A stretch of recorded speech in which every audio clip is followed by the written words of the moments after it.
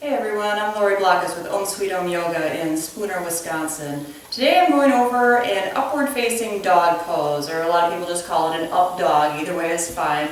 And it's a really nice beginning back bend, but a lot of people can experience some discomfort in various body parts. So as I get going here, I'm going to cover a fuller expression of the posture first and then actually move backwards, incorporating different props and modifications so everybody can find a little more opening and comfort in the posture and the entire body.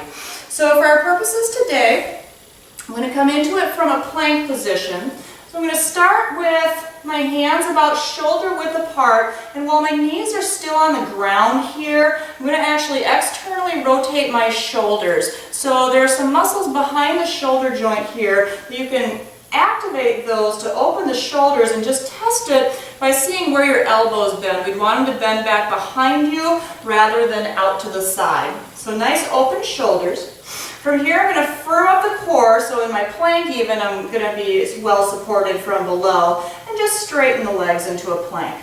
So if it feels better for you to actually start this with bent knees, not a problem, go ahead and do that. From here, I'm going to start to pull myself forward, shifting a little more of the weight onto my hands and arms. So I still have weight supported by my legs. They're active back there. As I come forward, I'm going to flip to the tops of my feet, retract the shoulders, which basically means they're just pulling toward the back body.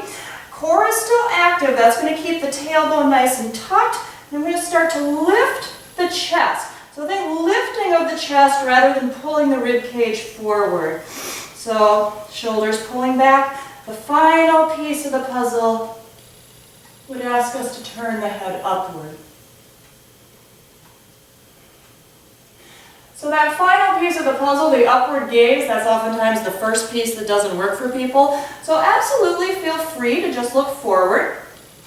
Same thing with the feet. They can get kind of crampy in this position. So if you need to tuck the feet under, go for it. I'm just going to drop my knees to pull myself out here. So the props that we're going to incorporate are really going to be revolving around the wrist. So the wrist joint can get really sore for people if they're not accustomed to holding weight there. But we'll find that some props under the wrist is going to help keep the lower back comfortable as well.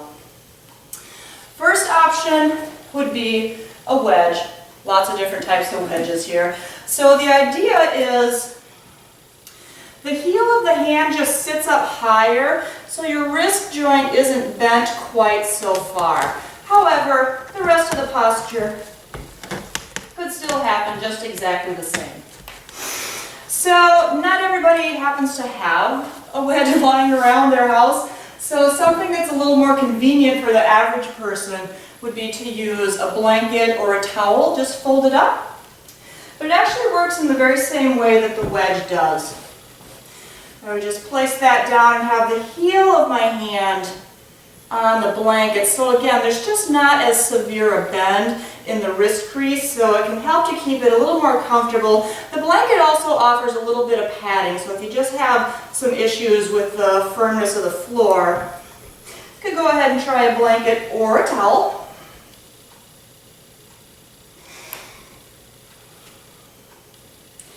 The deepest support, or the most support I should say, under the wrist would come from blocks.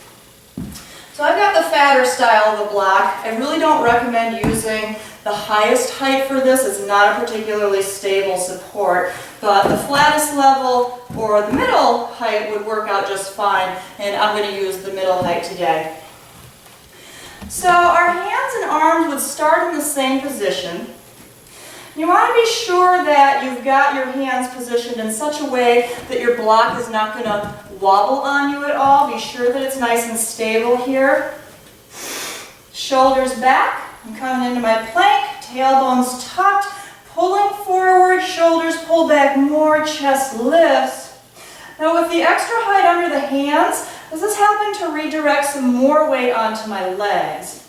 It's also going to work if you like that toe tuck under position, that the height of your hands and the new height of your feet will actually mesh a little bit better. But what you've really got with the blocks under the hands is more room in the lower body to perhaps let the knees drop down and let the tailbone tug a little bit more.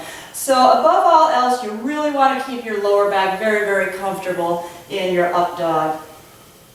And just pulling yourself out.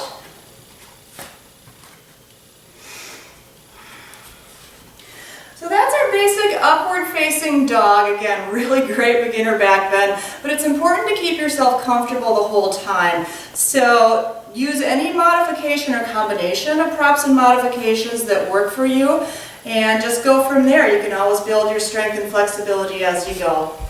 Hope that's helped you find a little space in your posture. Thanks for watching. Namaste.